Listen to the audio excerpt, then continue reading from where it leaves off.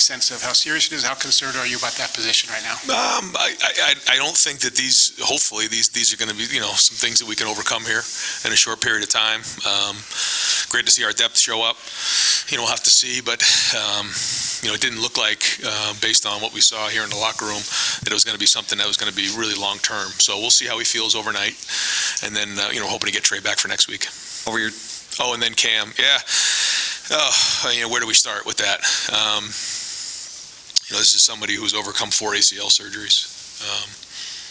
So that's 9 months recovery times 4. So that's a long time to be in recovery, not being able to do something that you love. And when it happened the last time, there's a lot of questions on whether he wanted to do it. He never batted an eye. He said, "This is what I want to do." He put his faith in God and felt like this was his journey. And what happened today in the stadium was magical. And that's what college football means to a lot of people. Not to everybody, but to a lot of people. And that's one of the reasons why college football is special. It's one of the reasons why you coach, is to see something like that happen. And hopefully there's somebody out there that's going through tough times that can see that as a motivation to overcome, because it's one thing to see that moment right there, but it's all the morning workouts he had with Adam Stewart. It's all the mornings waking up on crutches. It's the disappointment, because that's not what you picture when you graduate high school and you sign with Ohio State is something like this. But there was something special that went on in the field there, and you could see it with our team. And I'm just really happy for him, but just really selfishly proud to be part of a moment like that, to see someone overcome such great obstacles in life. I just can't say enough about it, because there'll be great wins and there'll be great accomplishments here at Ohio State, but what he's overcome is one of the great accomplishments, and it's not something that people will see, but at least they were able to be a part of that right there. And those who were in the stadium were able to be a part of it, because that's as special as I've been around. Over to the right, Dylan Davis, Delaware Gazette. When Cam went into that game, was there a specific emphasis on trying to maybe get him a touchdown? Were you thinking about that? Well, Cam, tweaked him, his lower extremity again in preseason. And so he was kind of in a process of getting back on the field, and we weren't sure when that was going to be. And we never knew when the time was going to be that he was going to actually go back in the game and play. It was the moment was right. We still had the starters in the game after, we muffed the punt and they scored, and we were going to take the starters out.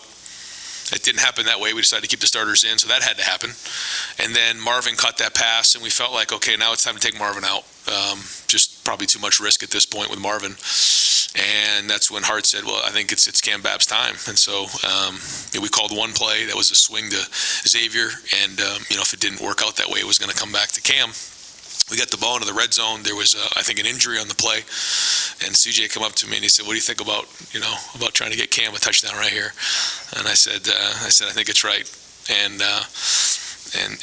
we called it, and it worked out that way. So, again, pretty neat. Over to the to the left, Cam. Ryan, when you lose Mayan, you've already had Travion out for a little while. Dallin came in and has played. When he's come in, he's played really well this year for you guys. You've been able to move Xavier back there. How confident are you in Dallin that if Travion can't play and Mayan can't play going forward, that he can take the load, and do you expect Xavier to still get more carries in the backfield as well? Yeah, I think both those guys showed that they can do a good job. I think it's pretty remarkable that we have that many guys who are capable.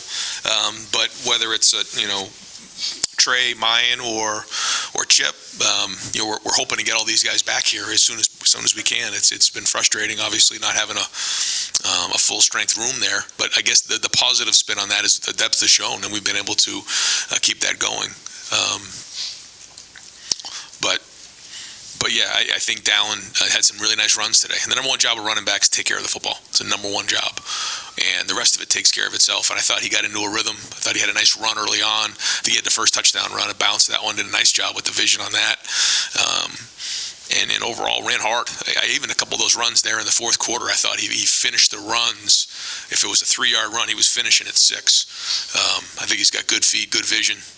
He's a really good young player. Over to the right, Austin Ward, Rivals. Ryan, I know you've been hoping or looking forward to maybe a game that felt more normal. Did this do that for you? And when a team handles 40-point favorites should win that easily, theoretically. When they take that seriously, is that another mark of toughness in your mind? I think so. And like you said, I do it. That felt more like a normal game, other than the short yardages again, that I was ready to bang my head against the wall. But other than that, yeah, I felt like it was more normal, and it was great to get a special teams big play on the blocked punt. I think that was great, and I just thought we had a good rhythm in the game. We kept playing. That felt more normal. When you say you want to bang your head against the wall, what do you think is going on there? And is there just something in your mind? It looks like the play action down there can sometimes work. Are you just trying to prove a point when you keep doing it over and over? What's the... Yeah, probably being stubborn there. Yeah, probably. But still, I still think we need to get better movement, and we need to run harder, and we need to get the first down. And I think we had one third down that we split for. It might have been a touchdown to mine. That was good, but still not good enough.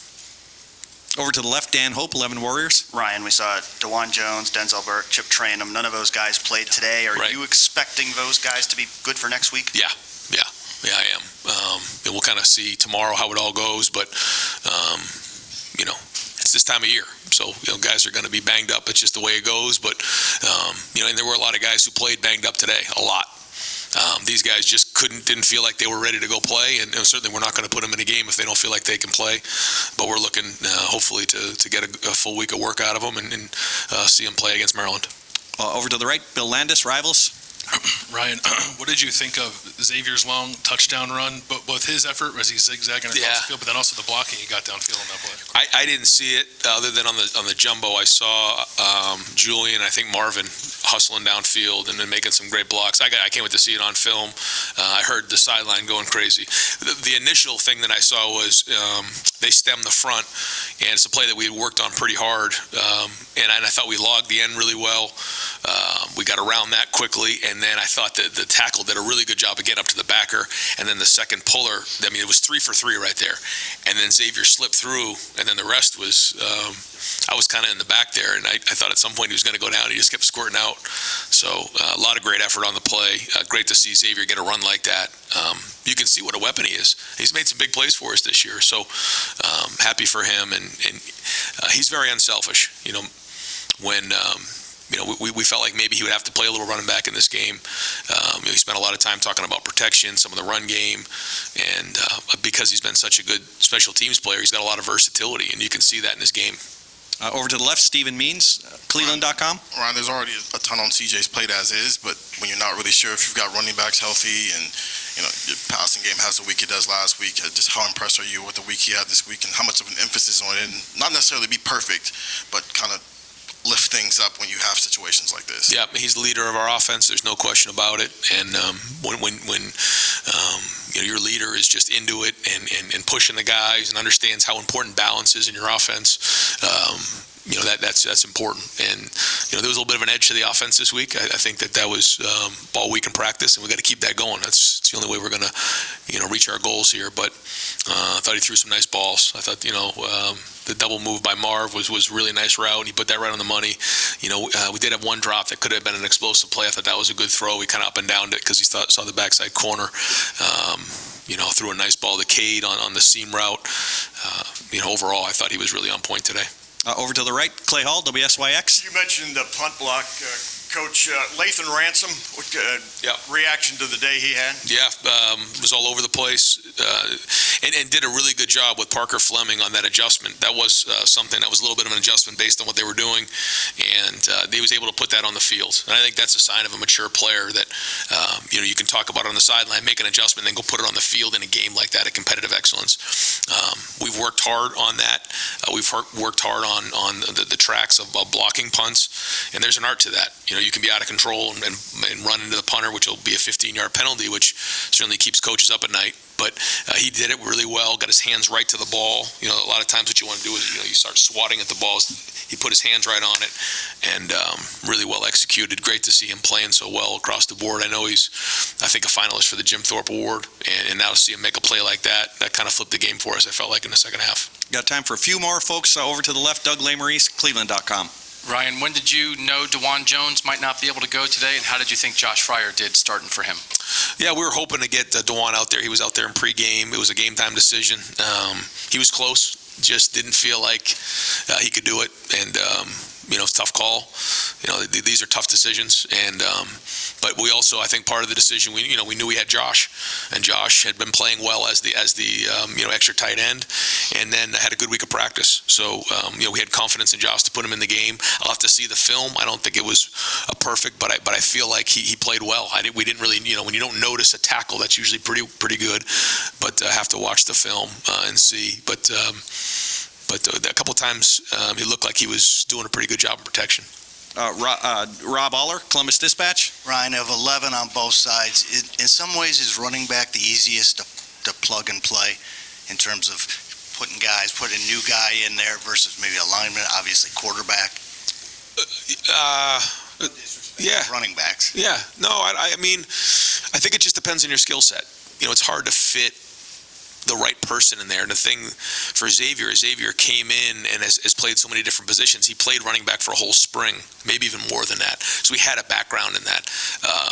To say could you put Julian Fleming and play running back? No, you just can't do that. You couldn't do that with Marvin Harrison.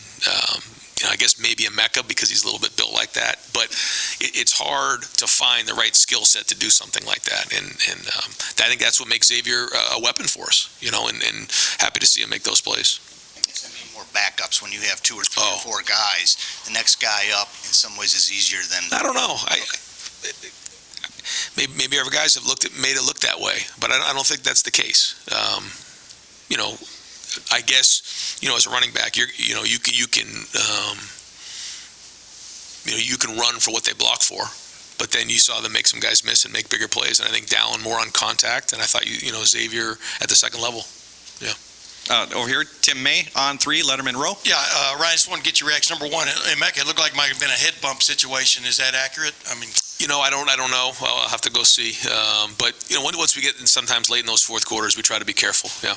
And obviously Hancock played most of the day today. Yeah. I mean, what did you see out of him, and were you impressed by that? And number 3, Xavier Johnson, how much work does he get at running back during the week? Yeah, not much. We'll give him tracks every now and again, but he has a background of that. Tony worked with him closer to the game here a bunch. They met extra to make sure that he was ready and everything. Early on in the week, it was just a little package. By the end, it was the whole thing.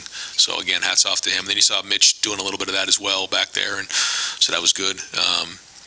And your other question was about Jordan. Yeah, Jordan in the secondary. I thought Cam Brown flashed at times. I know they caught the fade on him early, but it didn't bother him. He kept playing and competing. I thought that was great to see. He got his hands on some balls, and good to see Jordan out there competing. I don't know what he'll grade out, but you notice him in practice. You notice his competitiveness, and he has great instincts for the game.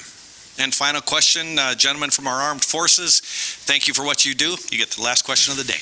Thank you very much. Avon Santiago, Ohio National Guard. Thank you, brother.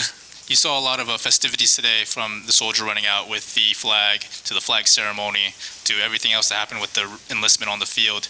When you see all the soldiers and airmen in the stands on Military Appreciation Day, what goes through your mind as a coach on the field? Well, first off, it makes you realize that this isn't as important as that, and it puts everything in perspective. You're talking about people who are putting their lives on the line for the country so that we can have an opportunity to do something like this on a day like today. And I know we don't take that for granted. We actually, every Wednesday, we have some folks come over to the facility after practice, and our guys get to thank them for their service. And I think it gives them a little perspective too, that sometimes it feels like what we're doing here is the most important thing in the world, but it's not. It's not, and we have so much appreciation for all those who give the ultimate sacrifice, and there's nothing more unselfish than that. And when you're trying to build a great team it's a great message and a great example of what it means to give to the greater good of somebody else is what our military does. And we have so much appreciation for what you all do. So thank you. Great. Thank you very much, Coach.